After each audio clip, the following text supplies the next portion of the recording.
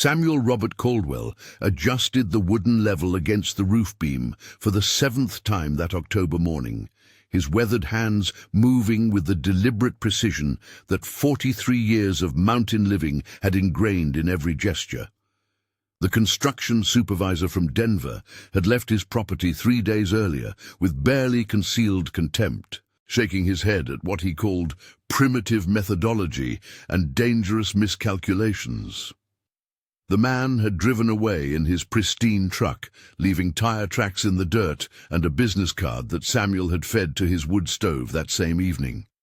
The roof angle was exactly 62 degrees. Not 60, not 65, but 62 degrees, with a precision that would have impressed any engineer willing to examine the mathematics behind it. Samuel had arrived at this number through a calculation method that no modern architect would recognize as legitimate, a formula derived not from building codes or engineering textbooks, but from the weight distribution patterns he had witnessed in the Resurrection Mine collapse of 1979, when 16 million pounds of granite and snow had crushed the main support beam and taken his younger brother, Timothy Caldwell, along with it. The town of Leadville sat at an elevation of 10,152 feet above sea level, where the thin air made every breath a conscious effort and where winter storms could deposit 5 feet of snow in a single night. Samuel had spent the better part of 8 months explaining to various contractors, building inspectors, and structural engineers that his roof design was not an old man's folly, but a precise response to the specific snow load characteristics of the Colorado Rockies. They had looked at his hand-drawn blueprints with the polite dismissal reserved for aging eccentrics, their eyes glancing toward their modern computer calculations and their voices carrying the patient tone typically used with children and the mentally impaired. The October wind carried the smell of coming snow, that particular metallic scent that high-altitude dwellers learn to recognize weeks before the first flake falls. Samuel had been monitoring the weather patterns since September, not through television forecasts or radio reports, but through the behavior of the mountain wildlife and the shifting patterns of cloud formation around Mount Elbert. The mule deer had descended to lower elevations 2 weeks earlier than usual, and the Clark's nutcracker birds had been frantically gathering pine seeds with an intensity that spoke of an exceptionally harsh winter approaching. His nearest neighbor, Harold Jenkins, lived 700 yards down the mountain slope in a house that had been built according to standard Colorado building codes, with a conventional roof angle of 42 degrees that satisfied all municipal requirements and had passed every inspection.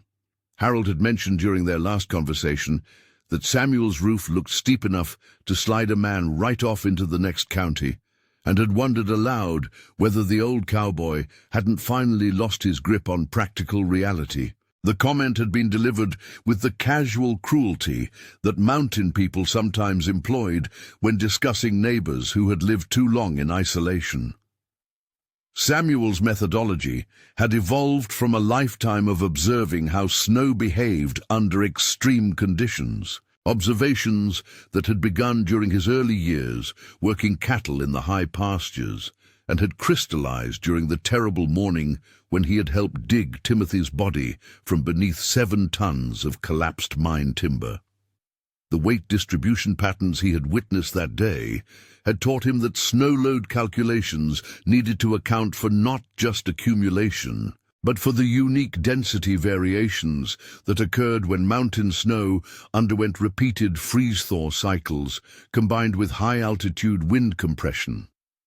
The Denver supervisor had spent 45 minutes examining Samuel's blueprints before dismissing them as the work of an amateur who had never heard of modern engineering principles. The man had pulled out a calculator and demonstrated how a 62-degree roof angle was unnecessarily steep for the anticipated snow loads in the region, explaining that such an angle would create structural stress points that could compromise the integrity of the entire building. He had recommended a standard 45-degree angle that would satisfy all building codes while providing adequate snow-shedding capability. Samuel had listened to this explanation while standing in the exact spot where Timothy had taught him to read the mountain weather patterns during the summer of 1968, when they had spent 3 months herding cattle through high meadows that were now buried beneath mine tailings and ski resort developments.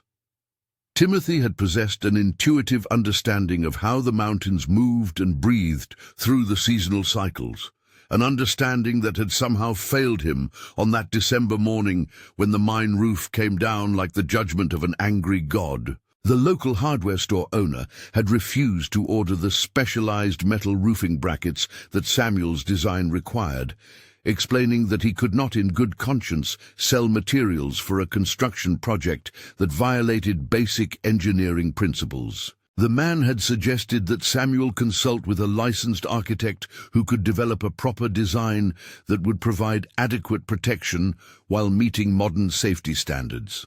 Samuel had driven 63 miles to Pueblo to purchase the brackets from a supplier who had asked no questions and had accepted his cash payment without comment. The roof construction had taken Samuel 11 weeks of solitary labor, working with hand tools and a mathematical precision that he had never attempted to explain to anyone who had not witnessed the specific pattern of beam failure that had killed his brother. Each board was cut to tolerances measured in 1/16 of inches, each joint fitted with the care of a man who understood that imprecision could mean death when the mountain winter arrived with its full fury.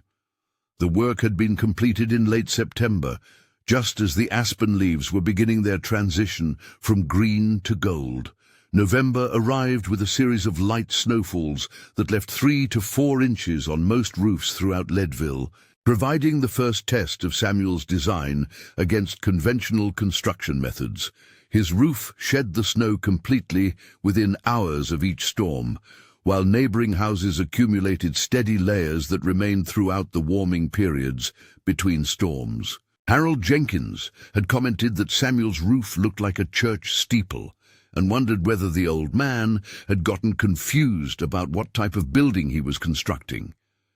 The National Weather Service had issued its first winter storm warning on November 15th, predicting 6 to 10 inches of snow, with winds gusting up to 35 miles per hour. Samuel had spent that day securing his livestock and checking the generator that would keep his water pipes from freezing if the power lines went down. He had also walked the perimeter of his roof, examining each joint and support beam with the methodical attention of a man who had learned that survival often depended on noticing details that others overlooked. December brought a pattern of storms that deposited snow faster than the warming periods could melt it away, creating the cumulative loading conditions that Samuel had designed his roof to withstand. Most houses in Leadville began showing snow accumulations of 12 to 18 inches, while his roof continued to shed its burden with each storm cycle. The building inspector from the county had driven out on December 20th to examine Samuel's construction, spending 30 minutes measuring angles and checking joints before admitting that the work appeared to be structurally sound, though he remained skeptical about the necessity of such extreme measures. On December 23rd, the Weather Service issued a blizzard warning for the central Colorado mountains, predicting 30 to 40 inches of snow, with winds approaching 50 miles per hour and temperatures dropping to 20 degrees below zero. Samuel had spent the previous week preparing for extended isolation, stockpiling firewood and checking his emergency supplies with the thoroughness of a man who had learned that the mountains showed no mercy to those who failed to respect their power.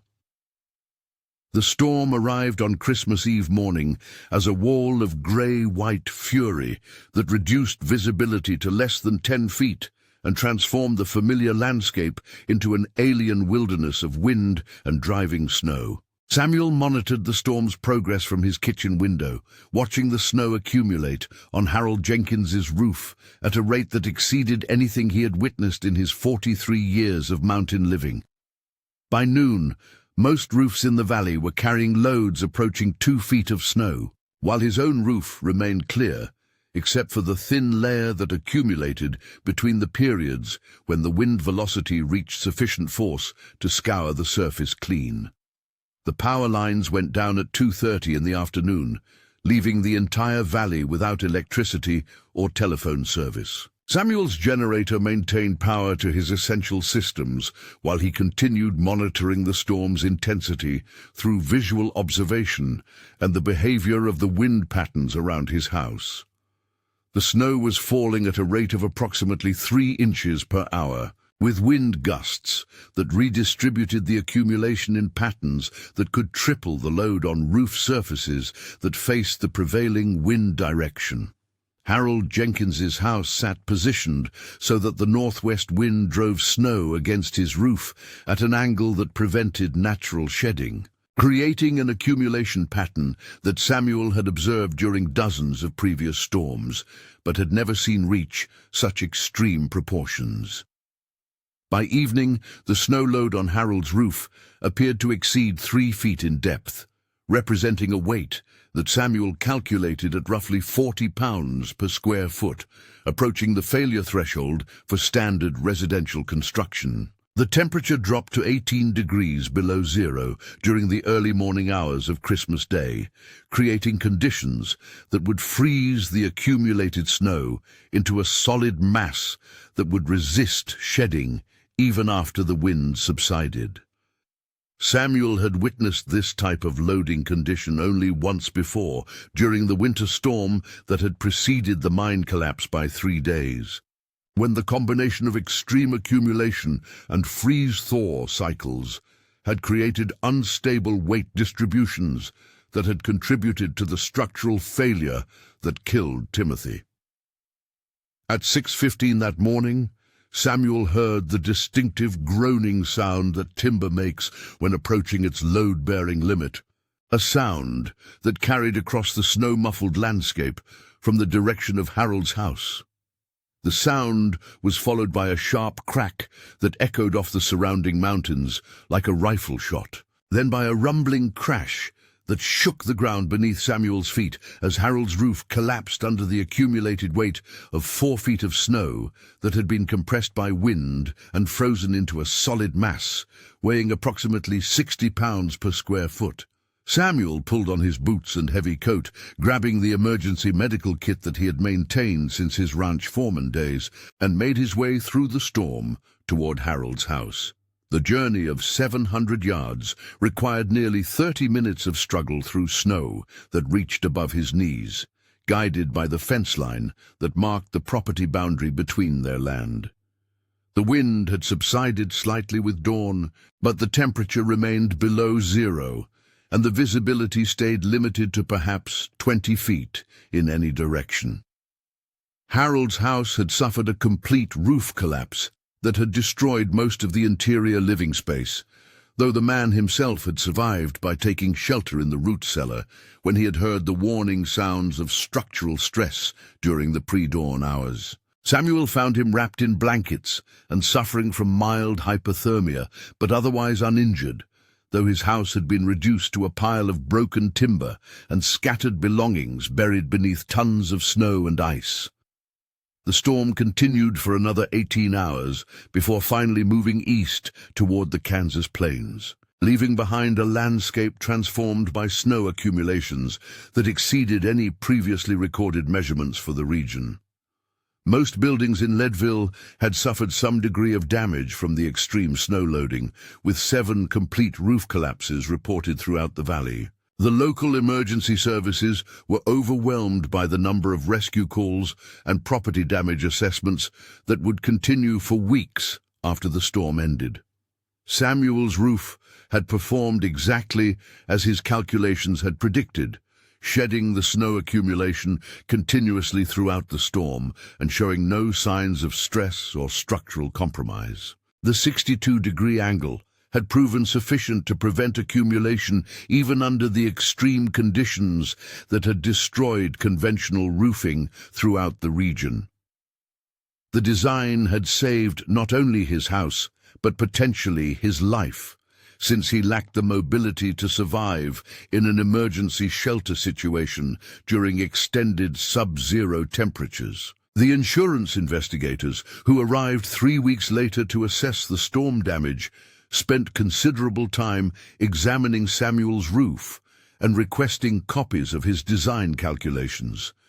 though they seemed puzzled by his methodology and unable to correlate his mathematical approach with standard engineering formulas. The lead investigator had asked whether Samuel had consulted with professional engineers during the design process and had seemed surprised to learn that the entire project had been completed without any formal technical consultation. Harold Jenkins moved to live with relatives in Denver while waiting for his insurance settlement and reconstruction permits, commenting before his departure that he should have paid more attention to his neighbor's unusual building methods. The man had asked Samuel whether he might be willing to share his roof design calculations with the contractor who would rebuild his house, though Samuel had explained that his methods were based on observations that could not easily be translated into conventional engineering terms. The spring thaw revealed the full extent of the storm damage throughout the valley, with dozens of houses requiring major roof repairs and several buildings that had been declared total losses due to structural compromise. Samuel's house stood undamaged among the destruction, its steep roof having protected not only the building itself, but the man who had lived long enough in the mountains to understand how the weight of snow and ice could crush anything that stood in defiance of natural forces. The mining company had erected a memorial plaque at the site of the Resurrection Mine collapse, listing Timothy Caldwell's name among the 7 men who had died when the support timbers failed under the accumulated load of a winter that had been building toward that moment of failure for months before the final catastrophic morning. Samuel visited the memorial every December 23rd, carrying with him the knowledge that his brother's death had taught him how to calculate load distributions with a precision that no engineering textbook could provide. The roof continued to shed snow efficiently through subsequent winters, requiring no maintenance beyond the routine inspections that Samuel performed after each major storm. The design had proven its worth not through theoretical calculations or computer modeling, but through its practical performance under the extreme conditions that regularly tested every human construction in the high country. The steep angle that had drawn criticism from modern experts had been validated by the simple fact of survival in a place where the margin for error remained permanently narrow and where the consequences of miscalculation could be measured in lives rather than dollars. Samuel never attempted to patent his roof design or to market his calculation methods to the construction industry, understanding that the knowledge he had gained from Timothy's death could not be easily transferred to those who had not witnessed the specific patterns of failure that had shaped his understanding of how structures responded to extreme loads.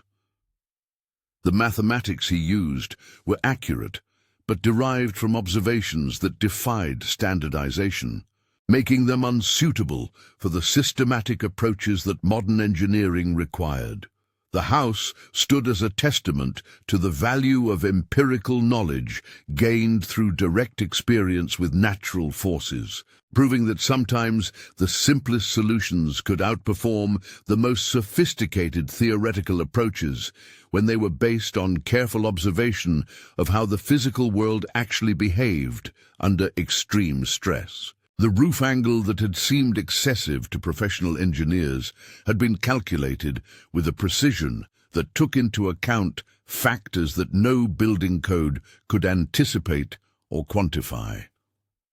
Years later, when researchers from the Colorado School of Mines interviewed Samuel about his construction methods for a study on traditional building techniques in high-altitude environments, he explained that his roof design had been based on his understanding of how snow loads distributed their weight, in patterns that could only be learned through prolonged observation of failure modes under actual field conditions.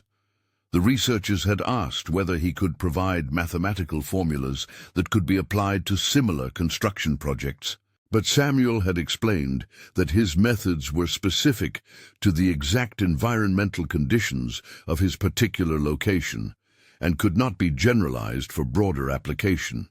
The interview had been conducted in Samuel's kitchen, with the researchers seated at the same table where he had drawn the original blueprints that every professional contractor had dismissed as the work of an amateur who lacked proper training in structural engineering principles. The irony that his amateur calculations had proven more accurate than professional engineering estimates was not lost on Samuel, though he attributed his success to the specific education that Timothy's death had provided, rather than to any superior understanding of general engineering principles. The roof remained a subject of curiosity among local building contractors, who occasionally brought clients to examine the unusual construction methods that had withstood the worst storm in regional memory. Samuel would explain the basic principles behind his design to anyone who asked, though he always emphasized that his approach was based on site-specific observations that might not apply to other locations or conditions. The steep angle that had drawn so much criticism had been calculated to address the particular wind patterns and snow density characteristics of his specific valley location. The National Weather Service classified the Christmas Eve blizzard as a 100-year storm event, meaning that similar conditions were expected to occur perhaps once per century in the central Colorado mountains. Samuel's roof had been designed to withstand exactly such extreme conditions, based on his understanding that 100-year storms were not random events, but predictable extremes that any permanent structure needed to accommodate if it was intended to provide reliable shelter over decades of mountain living. The knowledge that had enabled Samuel to design his successful roof had cost Timothy Caldwell his life, creating a connection between past tragedy and present survival that could never be quantified in engineering terms, but that provided the foundation for practical wisdom that no textbook could teach. The roof angle of 62 degrees carried within its precise measurement the weight of loss and the accumulated understanding of how the mountains imposed their will on human constructions that failed to account for the full range of forces that nature could deploy. Samuel continued living beneath his steep-angled roof through subsequent winters, each storm providing additional validation of the design principles that had emerged from his careful observation of how natural forces imposed loads that exceeded the assumptions of conventional engineering. The house remained warm and dry, while neighboring structures continued to suffer damage from snow accumulations that overwhelmed their capacity to shed the burden that each winter imposed on anything that stood in defiance of gravity and weather. The roof had saved Samuel's life not through any miraculous intervention, but through the practical application of knowledge gained through direct experience with the consequences of inadequate preparation for predictable natural forces. The design had succeeded because it was based on empirical observation of actual failure modes rather than theoretical calculations that failed to account for the specific environmental conditions that governed structural performance in high-altitude mountain environments.